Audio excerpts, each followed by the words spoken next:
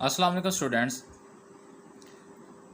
Students आज correct form of verb की second video है जिसमें हम 5 MCQs जो मुख्तलिफ बोर्ड्स में आ चुके हैं वो हम डिस्कस करेंगे। तो हम देखते हैं जो पहला हमारे पास MCQs है डियर स्टूडेंट्स, वो क्या है, वो ये है a rolling stone dash no moss. Option हमारे पास है ए है गैदर, बी हमारे पास है गैदर्स और सी हमारे पास है गैदर्ड। इस लाइन का मतलब समझें, इसका मतलब मुख्तलिफ हो सकते हैं। पहला मतलब यह है कि एक गैर मुस्तकिल मिजाज शख्स जो है वो कभी कामयाब नहीं हो सकता। मतलब क्या है कि जो एक जहाँ पे काम ना करता हो, इसको ऐसे भी समझ सकते हैं कि वो हमेशा क्या होता है, वो जिम्मेदारियों से बचना चाहता होता है।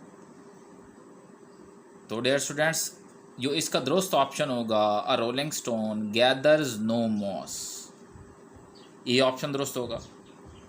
उसके बाद है दूसरा, Hasham dash to Lahore tomorrow. बच्चों, टू मारो जब भी आता है तो आपने याद रखना है, यह हमारे पास फ्यूचर की बात कर रहा होता है कि हाशम लाहौर के लिए कल जाएगा, जो कल आने वाला है। तो उसमें हमेशा हमारे पास फ्यूचर इंडेफिनिट फ्यूचर टेंस इस्तेमाल होता है। तो आप देखें फ्यूचर में विल या शैल का यूज़ होता है। तो जो हमारे पास दुरुस्त इसमें से सेकंड में दुरुस्त हमारे पास ऑप्शन होगा गोज़, गो, वेंट। डी हमारे पास विल गो, तो ये हमारे पास डी ऑप्शन दुरुस्त होगा, Hasham will go to Lahore tomorrow. इसी तरह हमारे पास है थर्ड बच्चों, if you had helped him he dash. ये कंडीशनल है, थर्ड कंडीशनल है dear students. If you had helped him he would have succeeded. B option होगा, if you had helped him he would have succeeded. अगर तुम मदद करते, उसकी मदद करते तो वो कामयाब हो जाता।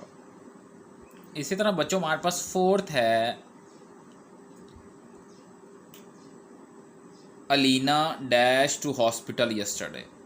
आपने याद रखना कुछ अल्फाज होते हैं जो हमें जो करेक्ट फॉर्म ऑफ वर्ब या सेंटेंस के बारे में या टेंस के बारे में वो बता देते होते हैं। तो जैसे हमारे पास टू मारू था तो उसके बारे में हमें पता चल गया कि वो फ्यूचर की बात कर रहा है, फ्यूचर टेंस।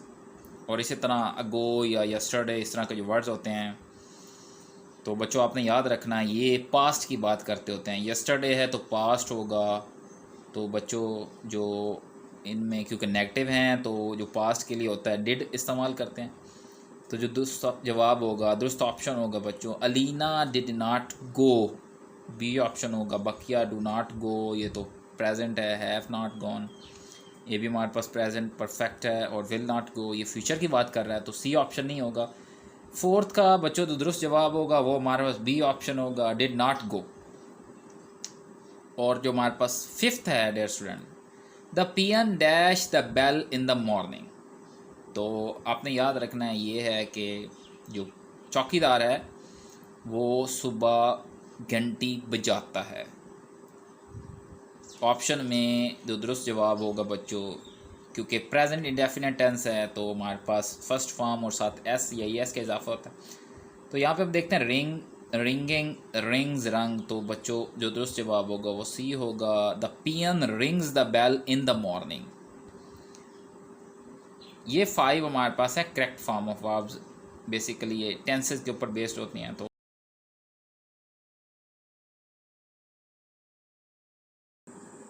जी बच्चों, तो आज हमारे पास जो इम्पोर्टेंट पेयर ऑफ वर्ड्स हैं वो हम देखते हैं। आपको बखूबी अंदाज़ा है कि पेपर में 5 पेयर ऑफ वर्ड्स आते होते हैं, तो उनको हम देखते हैं। पहला हमारे पास है बेल। तो बेल का मतलब बच्चों होता है ज़मानत। तो इसका जो सेंटेंस बनेगा, he was released on bail, वो ज़मानत पर रिहा हुआ। उसका साथ जो है पेयर बेल, बेल का मतलब होता है गांठ। गट्ठा। तो बच्चों, he sold a bale of cotton yesterday, उसने कल कपास का एक गट्ठा बेचा। दूसरा पेयर है हमारे पास बेयर। बेयर का मतलब होता है नंगा, बगैर किसी कवर शुदा चीज़ के। His head is bare. दूसरा हमारे पास है बेयर रीच। आई सा a bear in the zoo, मैंने एक रीछ चिड़ियाघर में देखा। इसी तरह बच्चों हमारे पास थर्ड है बर्थ।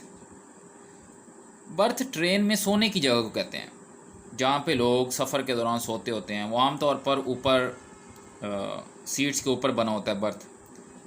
तो उसका सेंटेंस क्या बनेगा? I reserved a berth in Shalimar train, मैंने शालीमार ट्रेन में सोने के लिए जगह मुख्तस करवाई। इसी तरह फिर हमारे पास है बर्थ पैदाइश जाए। तो इसका सेंटेंस क्या बनेगा? What is your date of birth, आपकी पैदाइश की तारीख कौन सी है।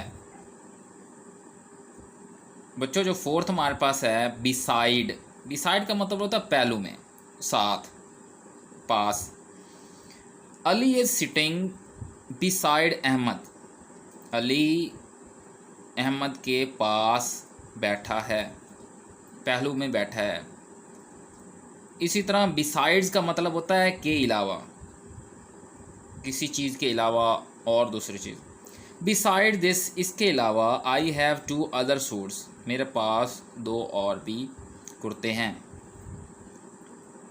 बच्चों आखिरी जो हमारे पास है ब्रेक। ब्रेक का मतलब होता है रोकने वाला आला। The brakes of his car are faulty, उसकी कार की ब्रेकें ख़राब हैं। और जो हमारे पास इसका लास्ट होगा ब्रेक, तोड़ना। He broke his pen yesterday, उसने अपना कलम कल तोड़ दिया।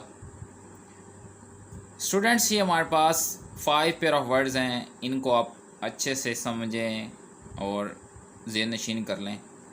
इंशाल्लाह आपको फ़ायदा होगा।